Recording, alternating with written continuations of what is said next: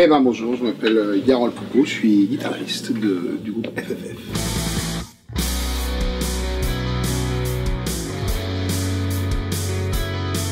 C'est une Les Paul, c'est la première que j'ai achetée, c'est pas la première que j'ai jouée, mais c'est une Les Paul rouge un peu bordeaux, et c'était ma guitare principale dans FFF pendant une dizaine d'années.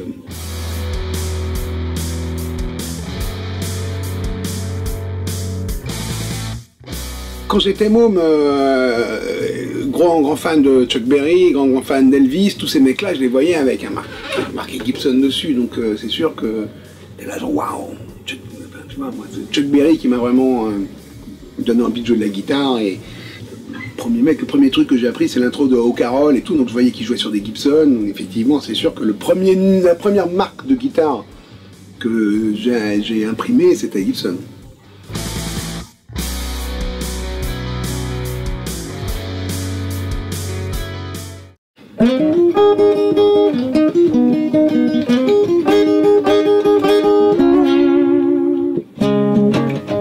Let him see the hard way. I gotta learn to dance if it takes me all night and day.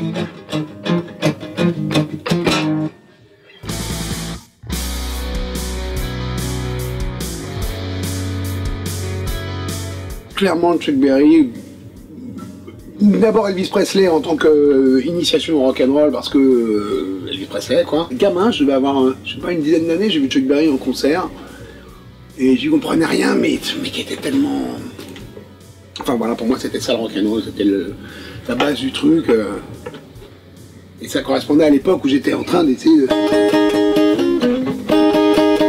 le voir lui, même si c'était un peu bordélique, il jouait pas forcément au mieux de sa forme parce que ça s'en foutait un peu, mais Chuck Berry. Et ensuite Angus Young, pour continuer sur la lignée Gibson, Angus Young aussi que j'ai vu en concert gamin sur la tournée For Those About to Rock, et j'avais eu la chance d'avoir eu des places et je sais que on était près de voyez la sortie du groupe de scène et tout, et j'avais été halluciné par le bordel. C'est la première fois que je voyais un peu ce qui se passait derrière une scène, tu sais quand t'es à Bercy, t'es dans les gradins puis que tu vois un peu ce qui se passe derrière, c'est tout môme, et j'avais été vraiment impressionné par le monde derrière, le groupe qui arrive, ils montent sur scène, les trucs, tout. C'est un des trucs qui m'a donné envie de faire ce métier-là, oui.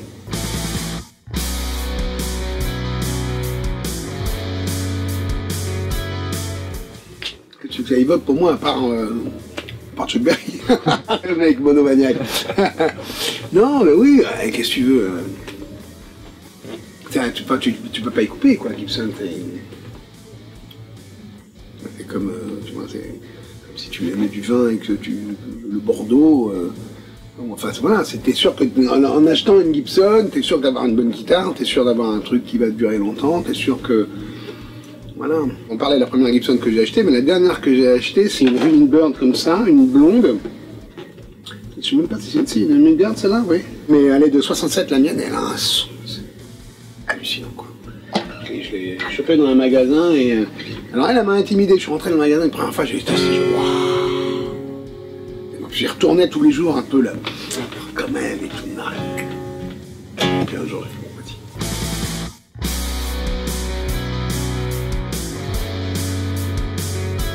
Certains guitaristes jouent tous sur, par exemple Bertignac, il est toujours sur SG, d'autres mecs sont toujours sur tel modèle, Slash il est toujours sur Les Paul. Moi j'alterne complètement, par exemple là sur scène en ce moment avec FFF j'ai une Flying V et une Les Paul, après tu vois je pourrais avoir une 335, enfin j'aime bien changer de guitare et j'aime bien justement varier les plaisirs et les sensations quoi, en jouant sur différents modèles.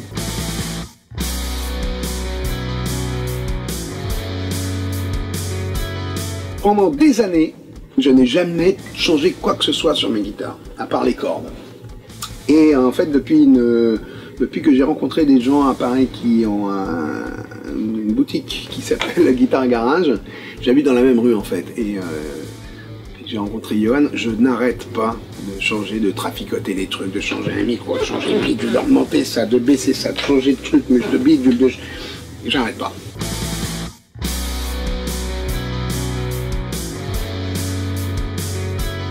figure-toi qu'une fois on jouait, on fait un festival en Slovaquie, à Bratislava, et il y avait qui à l'affiche? Avec nous, Chuck Berry. voilà. Donc Chuck Berry arrive avec du matériel de location, un groupe de loc, tout, voilà. Et mon rêve c'était de le croiser et tout, donc nous on fait notre concert, on joue, puis pas de Chuck Berry, il était en fait planqué, enfermé dans sa loge, il sort au dernier moment, il monte sur scène, il commence son concert, il joue avec une 335 qu'on lui avait filée comme ça, donc, il avait même pas amené sa guitare, il casse une corde sur la 335. Emmerdé, nous on avait notre matos qui était juste derrière, machin, je cours, je file, on sort avec ma cagnon, on ressort la Gibson, on met, oh il file. Oh, merci, il prend la Gibson, il finit le concert sur ma Gibson. Donc il a joué la moitié de son show, tous les classiques, les trucs que j'apprenais quand j'étais môme sur ma guitare, j'étais là. Donc ma préférée, oui, c'est celle-là, à cause de ce... C'est pas celle que je préfère, forcément que je préfère jouer, mais c'est celle qui m'est le plus cher. Après, je joue beaucoup là sur une Les Paul qu'avait acheté mon frère Melville, qui doit être une standard noire, qui doit être de 92, 13, et qui est, je sais pas, une très bonne série, elle est légère, elle sonne d'enfer. Je l'ai pas mal customisée, celle-là.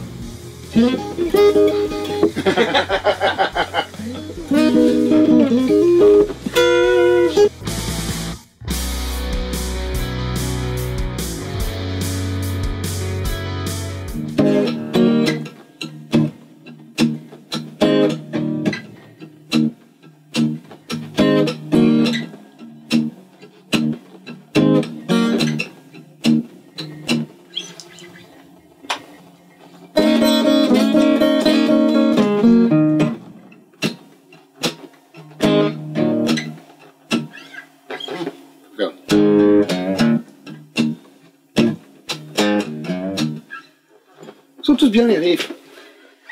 Enfin ceux-là.